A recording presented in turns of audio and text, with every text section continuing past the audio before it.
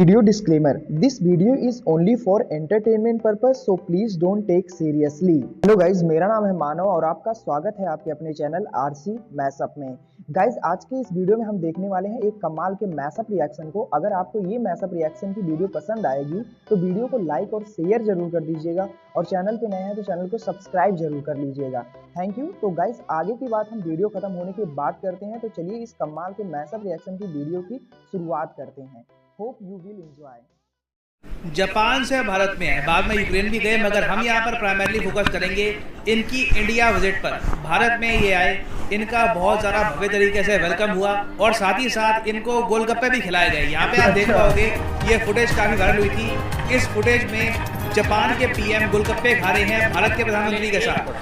प्रधानमंत्री किशिदा और मैं कई बार मिले और हर बार मैंने भारत जापान संबंधों के प्रति उनकी पॉजिटिविटी और प्रतिबद्धता को महसूस किया। फखर की बात है इंडिया के लोगों के लिए। जापान का प्राइम मिनिस्टर आया है भाई।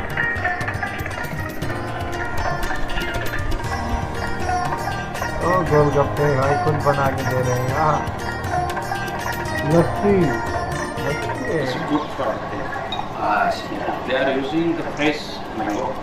Normally, it's available only for 2 year peoples.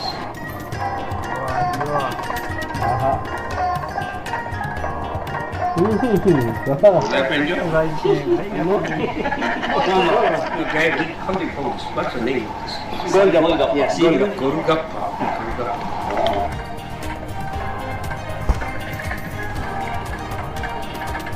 क्या बात है भाई। जापान की प्राइम मिनिस्टर। ओहो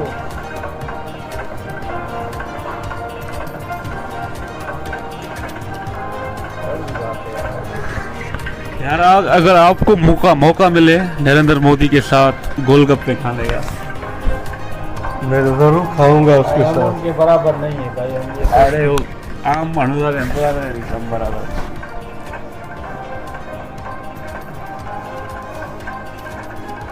वाह, ये क्या चाय पी रहे हैं क्या? सारे इनको वो चीजें देसी जो होती है ना। सही है, ऐसा लग रहा था कुछ कोई मैं एनीमे देख रहा था।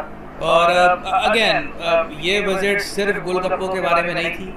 यहाँ पर डिस्कस किया गया इंडो पैसिफिक को। और साथ ही साथ इंटरेस्टिंग बात देखिए, जब जापान के प्राइम मिनिस्टर और इंडियन प्राइम मिनिस्टर मिलके गोलगप्पे बना रहे थे, उसी टाइम रशिया के प्रेसिडेंट और चाइना के प्रेसिडेंट शी जिनपिंग मिले रशिया में। एक बहुत ही इंपॉर्टेंट समिट वहां पर भी हुआ, OIP का प्रमोशन। अब आप कहोगे FOIP क्या है? ये एक एक्रोनिम है जिसकी फुल फॉर्म है free and open Indo Pacific. जब हम बात करते हैं इंडो पैसिफिक की तो हम इस रीजन की बात कर रहे हैं। ये हमारा प्यारा भारत हो गया, यहाँ पे चाइना है। चाइना ऑफ कोर्स पूरे इंडो पैसिफिक को मानता नहीं है, चाइना इसको कहता है एशिया पैसिफिक। मगर जापान, US, इंडिया, ऑस्ट्रेलिया, ये चारों देश कहते हैं कि ये रीजन एक्चुअली है इंडो पैसिफिक और चाइना का दबदबा यहाँ पर नहीं होगा। रूल्स बेस्ड जो ऑर्डर है उसी के हिसाब से काम किया जाएगा। नाउ इंडो पैसिफिक का कॉन्सेप्ट बहुत पुराना है। शिंजो आबे जो जापान के पूर्व प्राइम मिनिस्टर थे, उन्होंने सबसे पहले इंडो पैसिफिक का जो कॉन्सेप्ट है ये 2004 में दुनिया के सामने रखा था। मगर आज के समय ना हमें इंडो पैसिफिक से रिलेटेड नए आइडियाज़ चाहिए, हमें नई राह चाहिए, नया विजन चाहिए कि इंडो पैसिफिक को आगे हम कैसे प्रमोट कर सकते हैं। अब जापान के पीएम जब भारत में आए, इन्होंने कहा कि देखो मैं आपको देता हूँ 4 पिलर। इन्होंने ये कहा है कि मैं 4 पिलर अनाउंस करता हूँ फॉर FOIP। अब Indo Pacific strategy in 4 pillars पर चलेगी। पहला पिलर है principles for piece and rules for prosperity. इस पिलर में देखिए जापान के पीएम कहते हैं कि हर देश की जो टेरिटोरियल सॉवरिटी है इसको रिस्पेक्ट किया जाएगा और पूरे इंडो पैसिफिक में अगर कोई देश किसी भी कंट्री की जो टेरिटोरियल सॉवरिटी है इसको वायलेट करता है तो बाकी देश भी खड़े होकर उस विक्टिम देश की हेल्प करेंगे। तो ये क्लियरली देखिए चाइना को टारगेट करता है पहला प्रिंसिपल।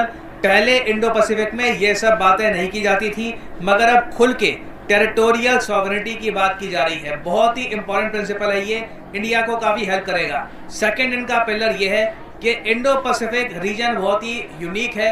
यहाँ पर कई देश है जिनको डर ये है कि पानी का स्तर अगर बहुत बढ़ गया तो ये बिल्कुल गायब हो जाएंगे। तो क्लाइमेट चेंज एक बहुत ही इंपॉर्टेंट टॉपिक है इंडो पैसिफिक में। तो इसलिए जो भी चैलेंजेस हैं इंडो पैसिफिक के, जो भी आप कह लीजिए डिमांड है हर कंट्री की, उसी के हिसाब से हमको ट्रीट करना होगा, तभी हम एक प्रॉपर यूनिफाइड इंडो पैसिफिक बना पाएंगे। फिर आगे मेंशन करते हैं तीसरे पिलर को, जो है मल्टी लेयर्ड कनेक्टिविटी, जो बहुत ही बेसिक बात है कि जो इंडो पैसिफिक कंट्रीज हैं इनके बीच में कनेक्टिविटी होनी चाहिए। और फिर जो चौथा और आखिरी पिलर है ये है extending efforts for security and safe use of the sea and to the air. अब देखिए यहाँ पर आप देखोगे जो पिलर्स हैं इनमें से 2 पिलर्स डायरेक्टली रिलेटेड है टू मिलिट्री। धीरे धीरे इंडो पैसिफिक में हम बात कर रहे हैं सिक्योरिटी की, टेरिटोरियल सॉवरेनिटी की, और जापान का रोल यहाँ पे बहुत ही इंपॉर्टेंट है। अब यहाँ पे आप एक क्वेश्चन पूछोगे, वो सब तो ठीक है, इंडो पैसिफिक बहुत बढ़िया, मजा आ गया, कमाल कर दिया आपने, मगर आप चाइना को कैसे काउंटर करोगे जब चाइना ब्लैंक चेक लेकर कंट्रीज के सामने खड़ा हो जाता है और कहता है कि जितने का लोन चाहिए यहाँ पे आप अमाउंट दीजिए, आपको लोन मिल जाएगा। उसको हम कैसे काउंटर करेंगे? तो यहीं पे आते हैं जापान के $75 बिलियन।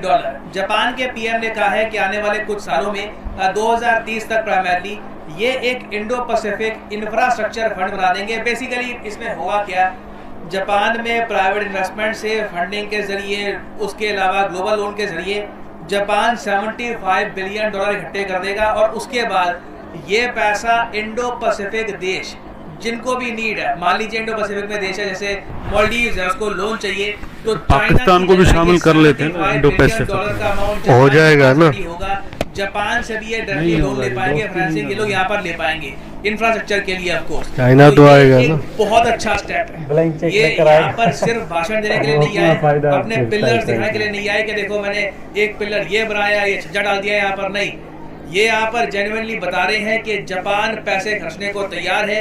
हम सिर्फ बोली से नहीं, एक्शन से भी इंडो पैसिफिक को सपोर्ट करेंगे ना। ये $75 बिलियन की इन्वेस्टमेंट के अलावा भी ना, सिंबॉलिकली जापान के प्राइम मिनिस्टर की विजिट बहुत ही इंपॉर्टेंट थी, क्योंकि जब ये भारत में थे, चाइना के प्रेसिडेंट थे रशिया में, और यहाँ पे मैं चाहता हूँ कुछ वीडियोस आप देखिए, इससे आप समझ पाएंगे कि कितनी गर्मजोशी से व्लादिमीर पुतिन ने शी जिनपिंग को वेलकम किया, और एक टाइम पे आकर ये तक कह दिया कि जो आपने तरक्की करी है, जो चाइना ने इकोनॉमिक प्रोग्रेस करी है, ये देखकर हम थोड़ा सा जेलस, थोड़ा सा एनवी फील करते हैं।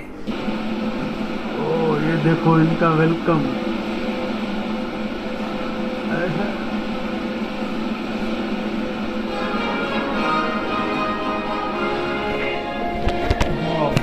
रशिया, पुतिन, चाइना,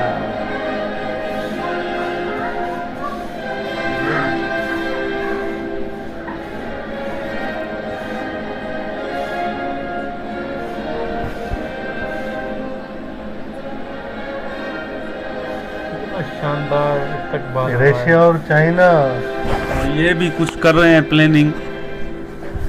एक तरफ नरेंद्र मोदी जापान के साथ डील कर रहे हैं,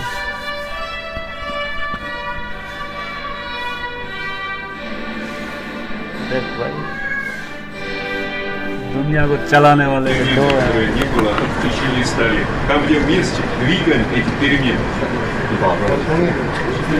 Перейдите, пожалуйста, дорогой друг.